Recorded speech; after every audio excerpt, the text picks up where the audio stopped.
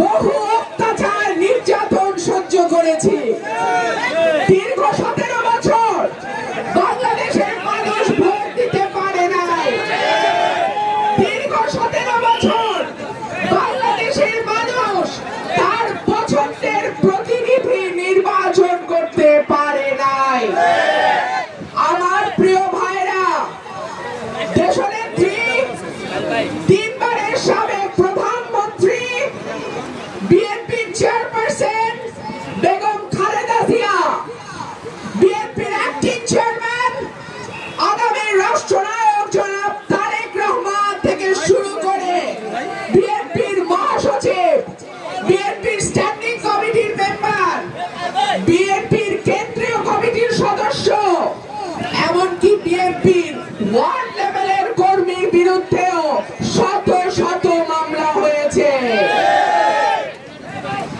আমরা দিনে ঘরে থাকতে পারি নাই, এলাকায় থাকতে পারি নাই, বাবা মার জানাজায় আসতে পারি নাই, হাতে হ্যান্ডকাফ, ডান্ডা বেরি পরে প্যারোলে মুক্তি নিয়ে তারপরে বাবা মার জানাজায় আসতে হয়েছে।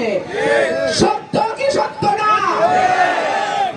আমার ভাইরা বলে গেছেন সেই সময় ব্যানার ধরার লোক আমাদের খুঁজে পাইতে কষ্ট হয়েছে। এখন বাংলায় একটা কথা আছে, সুসময়ে বাহবা বন্ধু কত হয়, দুঃসময়ে হায় হায় কেউ কারো নয়। যখন দুঃসময় ছিল আমি সংসদে শেখ হাসিনার মুখামুখি দাঁড়িয়ে শেখ হাসিনার বিরুদ্ধে আওয়াজ তুলে 350 জন এমপির সামনে কথা বলেছি।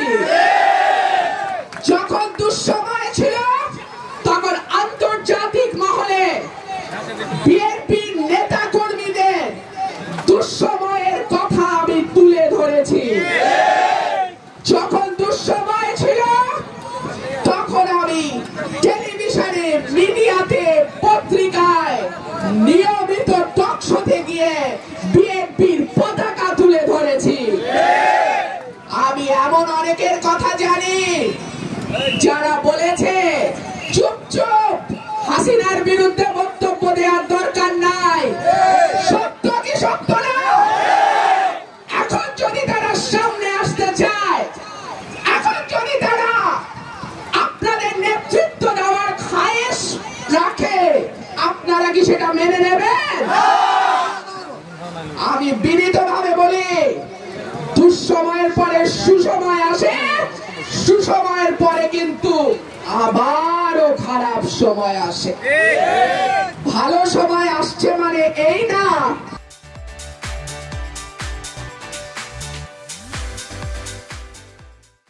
যে এই জীবনে আর কোনোদিনও দুঃসময় আসবে না। সুতরাং দুঃসময় আপনার পাশে যে নেতা ছিল, দুঃসময় আপনার পাশে যে কর্মী ছিল, তাদেরকে ভুলে যাবেন না। আপনাদের কাছে আমার আবেদন থাকবে, আমাদের দুর্দিন কিন্তু শেষ হয়ে যায় নাই, এখনো কিন্তু আমরা ভোট দিতে পারি নাই। ইনশাআল্লাহ আশা করি ফেব্রুয়ারিতে আমরা একটা নির্বাচিত সরকার পাবো। ইনশাআল্লাহ আশা করি ফেব্রুয়ারিতে আপনাদের ভোটে ইনশাআল্লাহ বিএনপি সরকার গঠন করবে। আমি আজকে আপনাদের কাছে ওয়াদা করছি, যদি ইনশাআল্লাহ পরম করুণাময় অসীম দয়ালু আল্লাহর রহমতে বাংলাদেশ জাতীয়তাবাদী দল বিএনপি আমাকে মনোনয়ন দেয় এবং আল্লাহর রহমতে এবং আপনাদের ভোটে আমি যদি এমপি নির্বাচিত হই, সরাইল আশুগঞ্জে আমার মা বোনদের ঘরে ঘরে আমি গ্যাসের সুব্যবস্থা করব, আর সিলিন্ডারের কষ্ট আপনাদের করতে হবে না।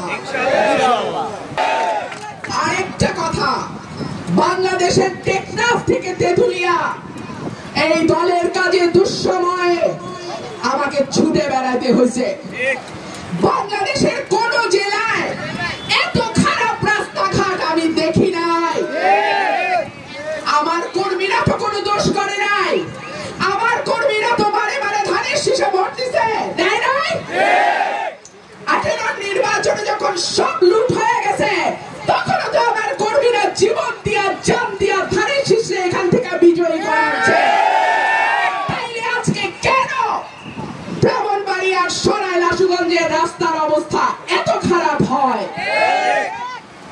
আমি আপনাদের ওয়াদা করছি, ইনশাআল্লাহ আল্লাহকে হাজির নাজির জেনে যদি আল্লাহর রহমত হয়, দল আমাকে মনোনয়ন দেয় এবং আপনারা আমাকে জয়যুক্ত করেন, সরাইল আশুগঞ্জকে আমি মডেল থানায় পরিণত করব ইনশাআল্লাহ। ঘরে ঘরে চাকরি দেব এই মিথ্যা কথা আমি বলবো না, কিন্তু আমি আমার যুবক ভাইদের, আমার তরুণ ভাইদেরকে নানা রকম প্রশিক্ষণের ব্যবস্থা করে তারা যাতে নিজের আয় নিজে করতে পারে সেই ব্যবস্থা আমি করে দেব ইনশাআল্লাহ।